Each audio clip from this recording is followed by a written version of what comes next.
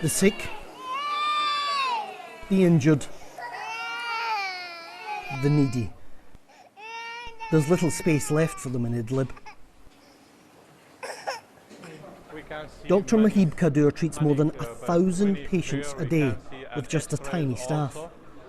There is a large number of patients, and if just a few doctors, specialists, we have 3 or 4 just.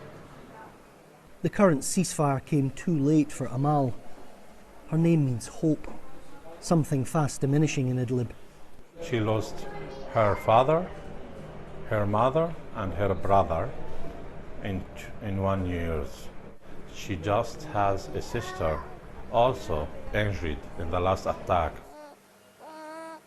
Unfortunately, she needs many operations and skin grafts. It's a very sad story, I think. Life is collapsing here. Why is this happening? She whispers. 3.5 million people in the province are wondering the same. The world isn't listening. Doctor, do you have any doubt that the regime in Russia are targeting specifically hospitals and medical facilities? Never. I'm sure that Russian Air Force and Assad regime attacked many times all hospitals and health facilities. It's fact, like sun, like moon. It's a fact in Syria, and many hospitals destroyed and still destroyed till now. Syria's war is reaching new depths in Idlib. This was a hospital until Russia and the regime took it out.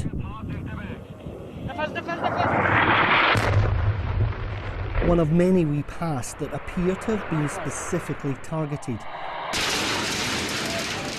In fields or in hillsides, the onslaught found them. Nearby buildings remained untouched. The United Nations passed on a record of their coordinates to Russia to ensure their protection.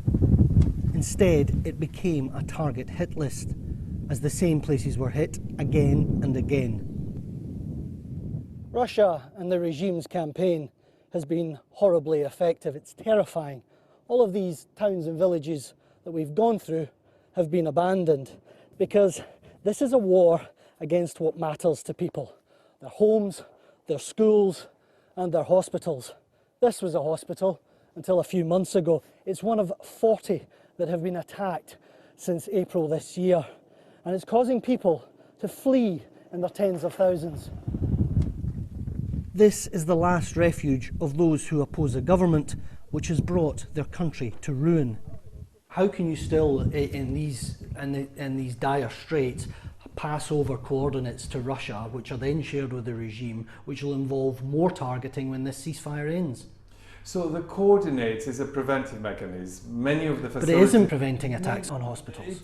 At the same time, I think we're now upping, further strengthening the mechanism. 40 hospitals have been attacked in the last few months. And many more schools have been attacked, and many water points have received direct hit. So the system is broken.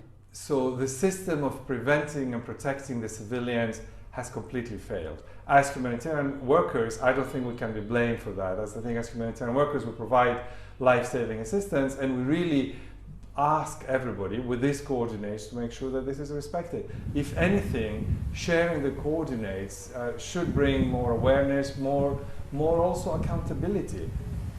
That gives little reassurance on the ground. Life here is filled with peril.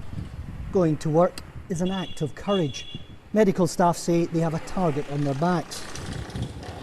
So head nurse Nair Al-Aswad takes care when he goes to a hospital in a secret location.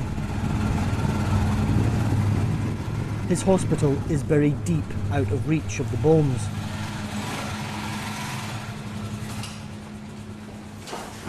We were told to move fast too. Even under this solid rock, they await the next attack. The UN says humanitarian operations are about to reach breaking point. Airstrikes aren't the only worry.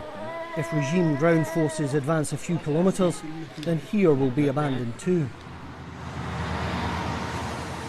So people continue to race to the border. We headed south, deep into Idlib, escorted by the self-styled Salvation government. The men who rule here are deemed terrorists by the West, but these camps are full of families and innocents. The Assad regime doesn't discriminate. There's no question that attacking civilians, hospitals, schools is a war crime. Do you think anybody will ever face justice? I don't think. Nobody care. I hope I can see justice in Syria for every one who injured Syrian people. But I don't think I will see it all my life, at least. Amal and Tasneem have known only this war. It's far from over, but already the living, the dead, the injured have been forgotten here. Quentin Somerville, BBC News, Idlib.